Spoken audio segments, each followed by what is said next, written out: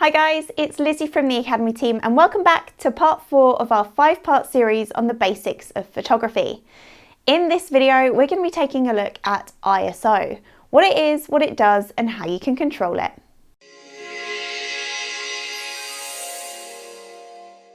Let's do a quick recap on part 3, shutter speeds. And what came with it was another scale to control, a slightly easier one to understand though, as it works just with fractions of time.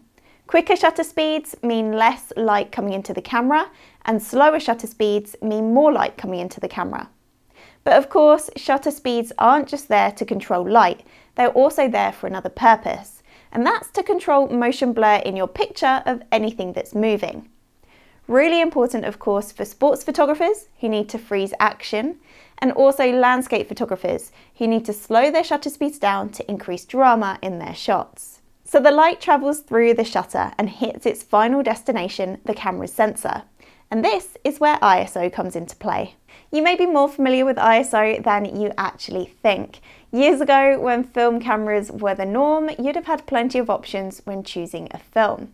36 or 24 exposure, for example, and also the brand. But one other choice you'd have to make is your film speed, often referred to as ASA, and this is exactly the same as ISO. You may recall there were film speeds such as 100, 200 and 400, and this simply signified how sensitive to light that film actually was. For example, if you were off somewhere bright and sunny, maybe you're going on holiday, you'd potentially choose a film speed of 100 or 100 ASA. In contrast though, if you were photographing indoors, you probably would have been advised to pick a 400 film speed, or 400 ASA, or as we like to know it now, 400 ISO. So that's it. ISO is the measurement of how sensitive your camera sensor is to light.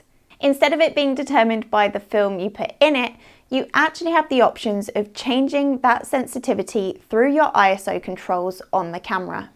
Just like shutter and aperture, there is a scale involved, and this time it's just numbers that start around 100 ISO and then double each time. This takes into account our stops of light, so between 200 and 400 ISO there is one stop of light, and we also have those third stop increments as well.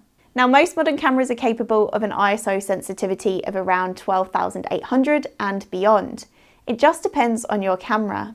Like aperture and shutter, ISO is changed on the camera, usually by a dedicated button or menu.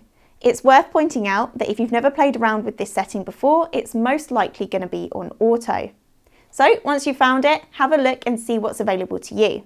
And of course, if you want to take full control of your camera, which is the aim of this exercise, then it's worth taking away from auto and selecting an ISO. But more on that later. So what advantage does ISO give you as a photographer? Well, mainly it comes down to when you want to be using those fast shutter speeds. For example, let's say we're shooting at 0.002 of a second. So that's a super fast shutter speed, which means the light that's coming into our camera is very limited. And this could result in an underexposed image or an image that just looks too dark. So photographers in that instance will utilize their ISO control so that they can still use a fast shutter speed to freeze the action that they need to, but increase the overall brightness or exposure of the shot.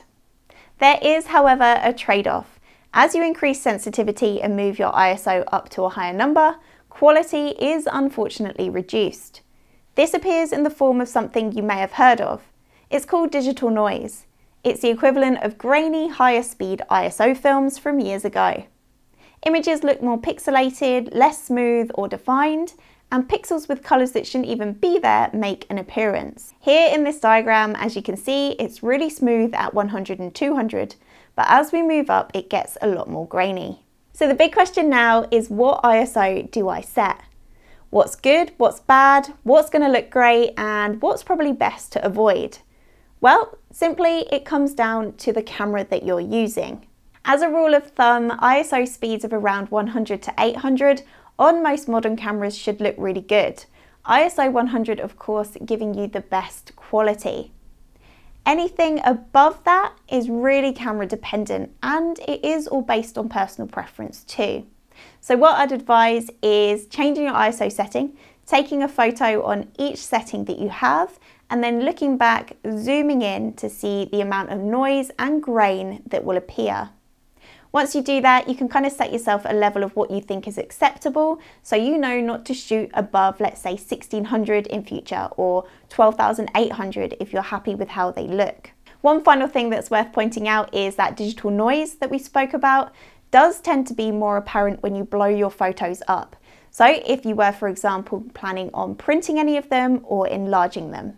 So that brings us to the end of part 4 of our Photography Basics series. Join us again tomorrow for part 5, where we'll be taking a look at composition. I hope you've enjoyed this video. If you have, please give us a like. Don't forget to hit subscribe and smash that bell icon so you can stay up to date on all of our latest content. Thanks for watching, guys, and I'll see you on the next one.